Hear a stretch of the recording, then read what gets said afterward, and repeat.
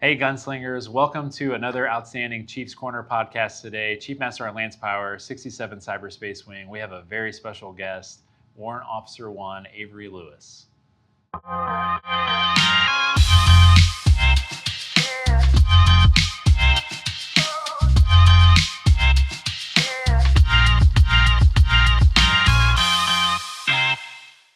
Warrant Louis, sir, thank you so much for being here today. This is an awesome opportunity to connect with you, one of our newest warrant officers in the United States Air Force. So thanks for being here today, sir. No, sir. Appreciate y'all for reaching out, for having me, and allowing me to speak to the gunslinger and gunslinger nation. So thank you. Absolutely, sir. Yeah, so first and foremost, I got to say I'm a big fan of you. I was when I met you, in your former life in the 390th Cyber Operations Squadron.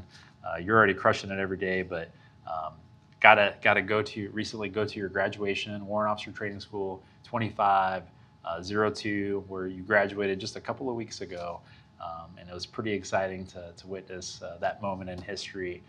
To see you graduate, your dad was there. It was pretty cool to meet him, and he is so proud of you. I know he's a veteran. He's served for 20 years. And I think he told me 20 years and 2 days. 20 years, 2 days. Don't forget the 2 days. That's right. That's right. So he's proud. We're proud. And certainly just appreciate the chance to kind of witness the history that has been made by you and others that graduated in the first class and your class, and then now just a couple weeks ago. The third class of Yes, sir. Warrant Officer Training School has begun.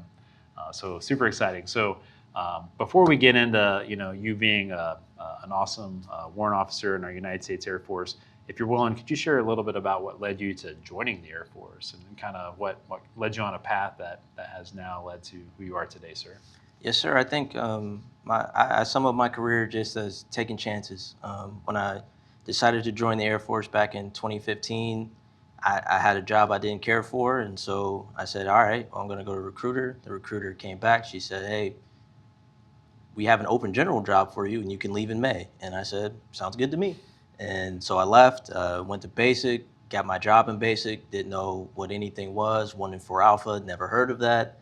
Okay, let's go to it. And then snowballs into now you're going to JCAC. Get to your first duty station. Hey, we want you to be an exploitation analyst. I don't know what that means, but let's figure it out. So I would sum up my career by just, hey, I'm going to bet on myself, and I'm going to try to do the best job that I can at that time, and hopefully it all works out. And so far, I'm grateful and appreciative of the opportunities I've been provided so far. Wow. Yeah, awesome. Yeah, exploitation. I like how you mentioned didn't know what it was. You figured it out, but an exploitation analyst is critically important to the cyber mission force. Yes, sir. I found that out. So hopefully, as you learn that, and certainly we quickly grew in your talent, your skills, that appreciation for what you do started to resonate, and the impact that you make on the mission every single day. Back when you're 1 and 4 X1 Alpha. However, things have changed. You're now a 17 Yankee 3 Alpha. Yes, sir.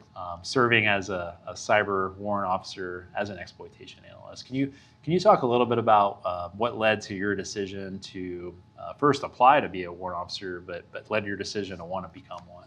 Yes, sir. I think for us, I think we reach a point in our career where we see the path that we can take, and a lot of people choose to commit to your administrative route, and there's always value in that, and we've seen that throughout the Air Force. But for my career, I've always been in the mix on the operational side, and so as I reached those other levels, I said, okay, well, I have a choice to make now myself, and this came at a perfect time in my career, if I'm honest. So this came right when, hey, I'm applying for E7, or I'm going up to board for E7, and maybe I make that, maybe I don't. We'll see what happens. And then in between there, they said, hey, the warrant program's there. I talked to my family. I asked my wife, hey, how do you feel if this was a thing I did? And she said, go for it. She's always been very supportive of what it is that I have to do for this country, and I appreciate her for it. So talked to a lot of my mentors that helped me get me on this path, and they said, hey, this is a good shot for you. You should probably try it. I applied. They said, if you don't apply, I will find you. So I took that to heart, and so I sat down, I got my application together, and it worked out so far. And I'm appreciative of all the opportunities that I've been provided so far. Yeah, No, it's we're it is. I am so incredibly fortunate to have had the chance to serve in the 67 Cyberspace Wing.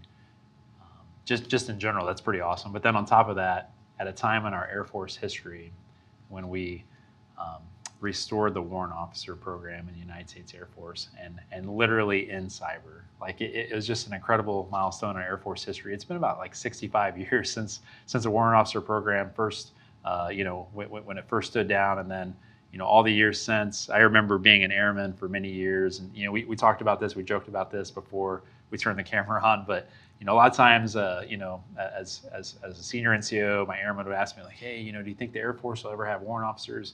And I never, I'd always wanted to say yeah, but it seemed like the Air Force at that time wasn't eager to say yes, and they tended to kind of steer away from that topic. And then over the last year plus, the reemergence of the topic kind of came back up, and realizing that especially we have many great missions in the United States Air Force, but cyber especially, the talent, the exquisite talent that is required for our nation to succeed in the cyber domain, which is a warfighting domain. You have to have that incredible skill set. And what is the best way to maintain that? To have a professional warfighter, credible advisor, a technical integrator, the three attributes of a warrant officer that we know today. Yes, sir. We got to build that institutionally to make sure not only do we need it now and we got to have it today, we got to absolutely make sure we have those warrant officers leading from the front in whatever future fight may come. So what a monumental time in Air Force history that we all get to be a part of with you as you made this transition. So I got to be honest with you, if I was in your shoes years ago, I like to think I would have made the jump, or I would have tried to, but there's probably a part of me that would have been pretty nervous. It's a big leap. I mean, it's a lot of unknowns right now. I know a lot of my cohort doesn't like this phrase, but we're building the plane as it flies, and we're trying to figure out, hey, let's make sure we carve out our space and make sure that we're having the impact that we said we're going to have, which is very important. But I mean, it is a big leap to say, hey, let's go into the unknown, like truly the unknown. We talk about that a lot in our military, but sometimes when things haven't been done before, what needs to be charted is scary. So I'm excited to bring on these new challenges, and hopefully all this works out over time, because I know there's a lot of excitement. It's great to be a part of something monumental in this fashion. Yes, sir. Absolutely. Holy moly! Like, I think that word you described, scary, is probably a good way to, but the excitement as well. Like, it's like a scary excitement. Like I look at you, I look at the 26 warrant officer selects in year one that the 67 Cyberspace Wing is fortunate to be a part of. Also as pioneers, like you're building the plane as you're flying it.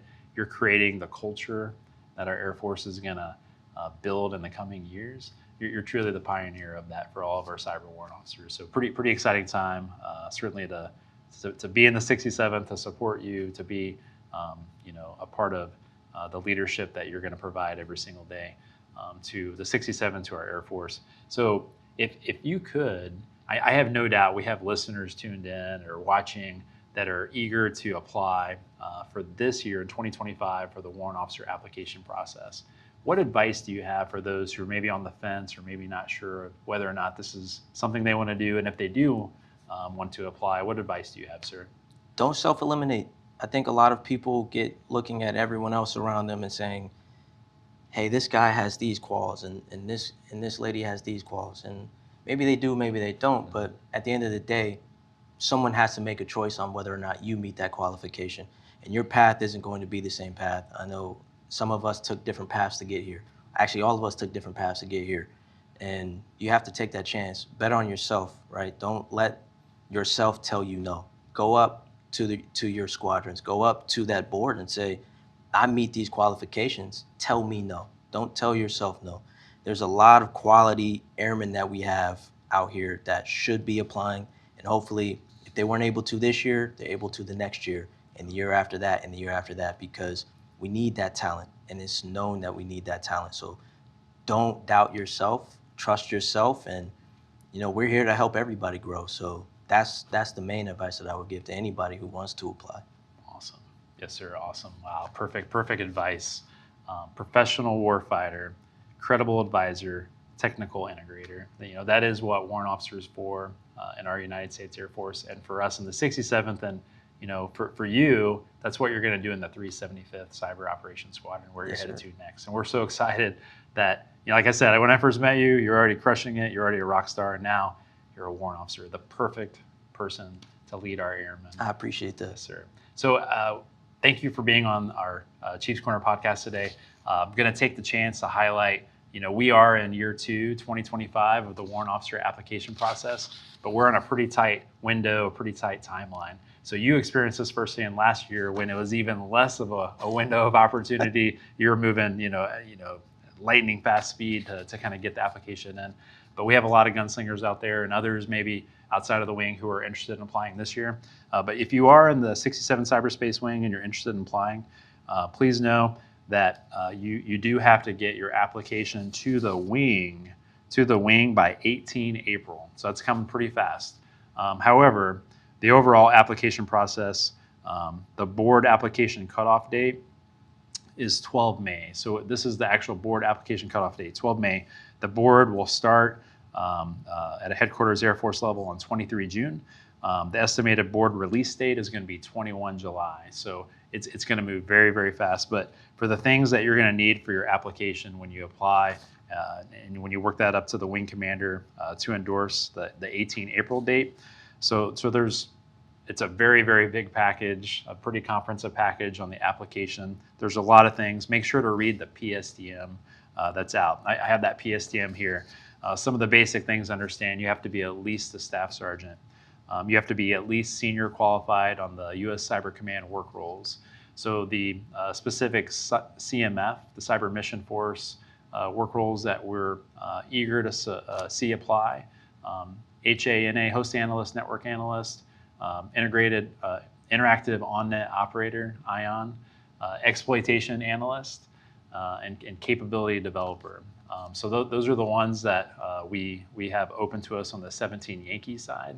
And then on the 17 Whiskey side, those are your warfighter IT systems. So maybe we have some 17 Deltas that could be interested in applying for that as well.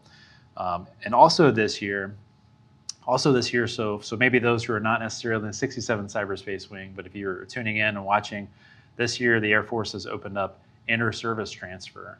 So if you're an Army warrant, Navy warrant, or you're serving in that capacity in a different service, in year 2 of the warrant officer program for the United States Air Force, we're opening up the opportunity for inter-service transfer. So if you're a soldier, sailor, Marine, another service serving as a warrant, please begin by maybe first checking out the 67 Cyberspace LinkedIn page, where we have all the details on that process. But it begins with your service and the preconditional release to be considered for that opportunity. So again, this is an exciting time in our United States Air Force. Certainly in the 67th, where we're grateful to have so many incredible warrants like Warrant Officer Louis. Sir, thank you for being here today. Thanks for being a warrant in our Air Force at a time that is critical to make sure we have your leadership ready to lead airmen, to advise commanders, and to make sure we continue to be the very, very best in cyber. Thanks for being here today, sir. No, I appreciate your time, sir. Thank you very much. Awesome. And everybody who tuned in for this awesome podcast, Chiefs Corner today, thanks for tuning in. If you're going to apply to be considered to be a warrant officer, take the advice of a great one who's walked this path, who says, don't self-eliminate, don't let people tell you no. Make sure you put your name in the hat, because we need the best of the best. And thanks for tuning in today to today's Chiefs Corner. As always, light them up.